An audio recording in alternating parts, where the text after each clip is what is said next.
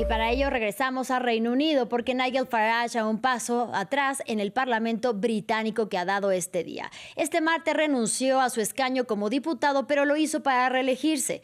Envuelto en escándalos financieros relacionados con donativos de magnates convictos del mundo de las criptomonedas, busca revalidar el apoyo de los seguidores en las urnas. Y para analizar el tema, saludo a Catalina Montoya Londoño, quien es doctora en política y magíster en ciencias políticas. Ella es directora del Departamento de Historia, Política y Relaciones Internacionales en la Liverpool Hope University. Bienvenida y gracias por la comunicación.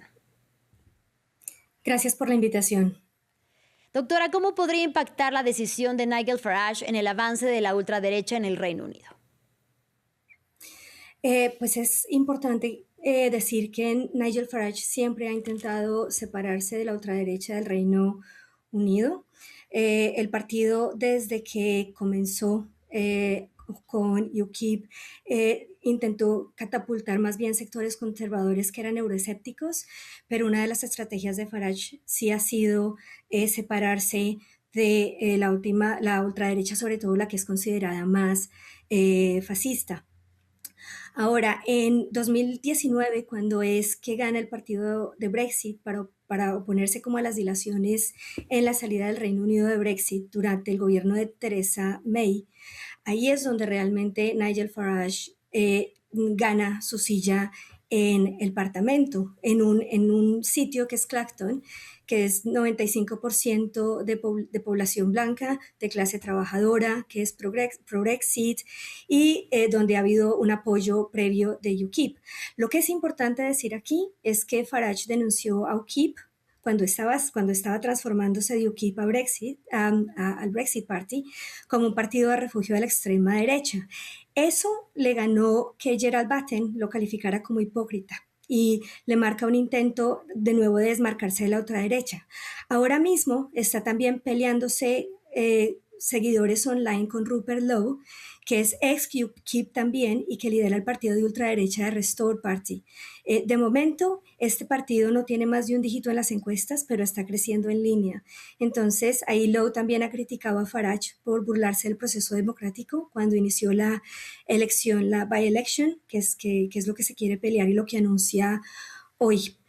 Pero digamos que en eso Farage siempre ha sido muy cuidadoso de separarse, sobre todo de la ultraderecha que se considera más neonazi. Farage ha dicho que quiere legitimar su liderazgo en las urnas, pero eso dependerá, doctora, de que resulte nuevamente electo. Es decir, ¿se trata de una estrategia política riesgosa? Sí, es bastante riesgosa por varias razones. Lo primero es, obviamente, quiere distraer de la investigación, aunque la investigación continúa, como anotaban ustedes más temprano. No es la habilidad de hacer dinero lo que está en juego aquí, sino la falta de transparencia al recibir regalos políticos. Y eso está sujeto a reglas muy claras en los comunes.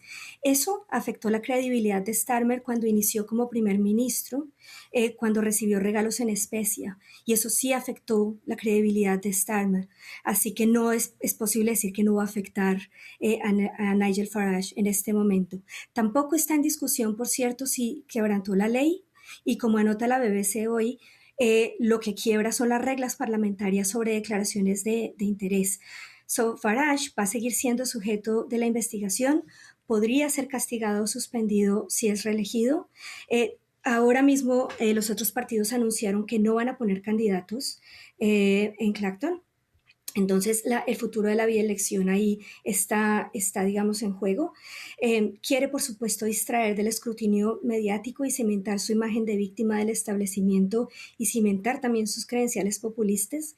Pero lo que quisiera notar que es muy interesante es que está haciendo juego de espejos con Andy Burnham, porque quiere demostrar popularidad y proyección nacional a través de una bielección local segura.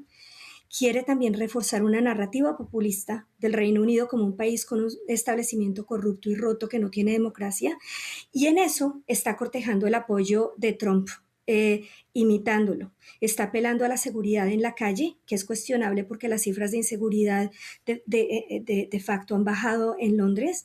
El Reino Unido también como un país comunista en donde los representantes políticos no vienen del mundo de los negocios ni lo entienden, y un país roto, y esa legitimidad de hacer dinero por fuera de la política, y de nuevo ahí, digamos, apela también a la simpatía de Trump y sus 2 billones o más de 2 billones en cripto. Sí. Lo que quiere demostrar a los otros partidos es que debe y puede ser elegido, y el grado de atención que tiene, y que creo que es la debilidad y la fortaleza más grande que tiene Reform UK.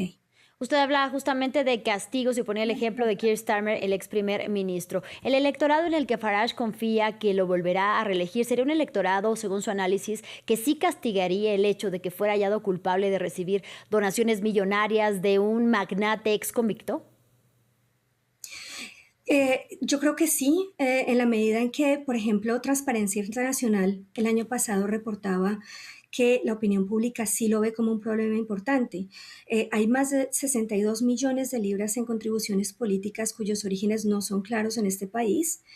Asimismo, de acuerdo a la investigación electoral de la Comisión Electoral el año pasado, 18% de las personas encuestadas nacionalmente piensan que el Reino Unido tiene un problema de transparencia en el dinero de los representantes políticos que afecta la credibilidad de la ciudadanía.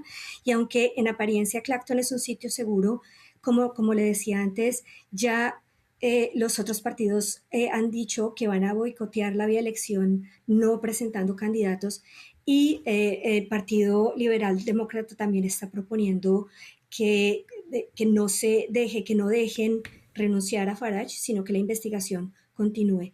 Entonces la elección tampoco está muy clara en este momento. Ahora regresamos a la figura de Farage, pero quisiera hablar justamente de los ejemplos que usted pone en relación a, valga la redundancia, la relación que tiene con Donald Trump, por ejemplo.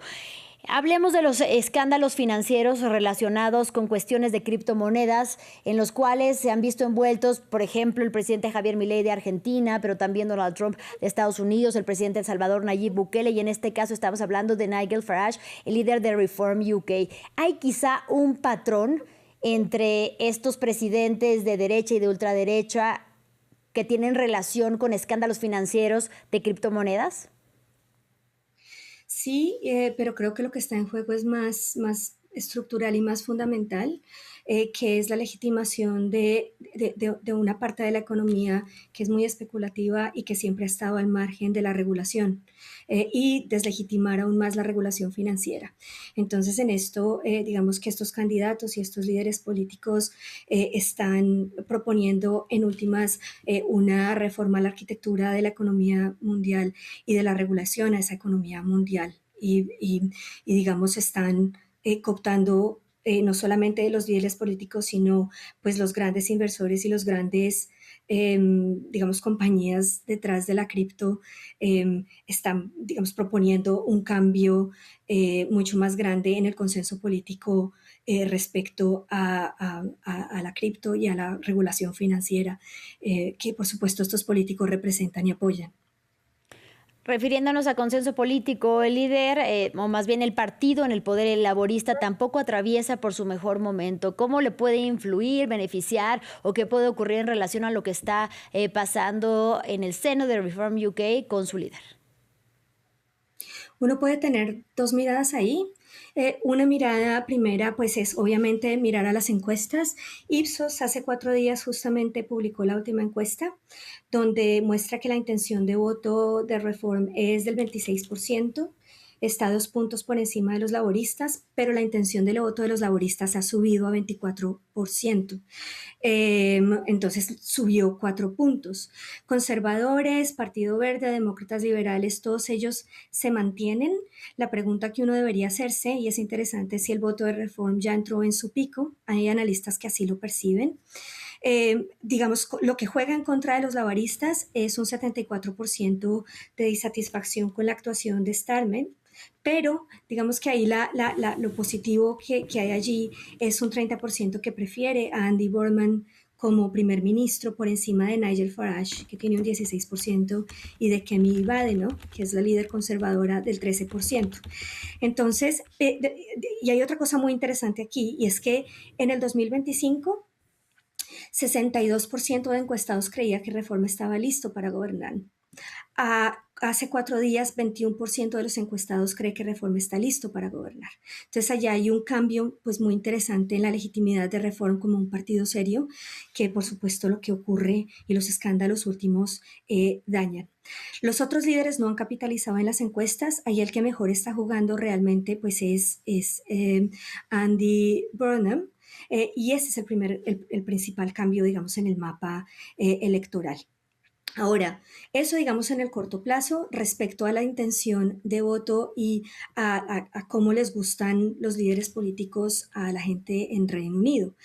Pero el segundo aspecto, si me permite, es lo que pasa a nivel electoral, pues más grande y de más estructural, y es que son las alineaciones demográficas que suceden después del voto de Brexit y que persisten hoy a través del apoyo por bloques de partidos, como anota David Griffiths y otros investigadores. Entonces, antes del 2016, la tendencia eran elecciones generales mucho más inestables, con votantes cambiando de partido y se veía un crecimiento de partidos más pequeños.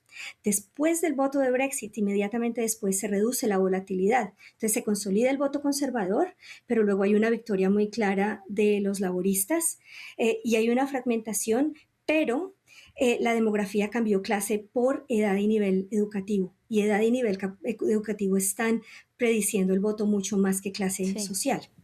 Lo que ocurre en el 2024, y perdone la explicación larga, es que parecemos volver a la fragmentación. Entonces, 40% cambiaron de partidos, 40% de la población cambió de partidos desde el 2019. El apoyo hacia los conservadores colapsa y el apoyo a los partidos tradicionales cae un 59%, que es el nivel más bajo desde los años 60. Lo que se forma desde el 2022 son dos bloques. Uno que es conservador, que es de derecha y que es pro-Brexit, y otro que es de partidos de izquierda liberal anti-Brexit.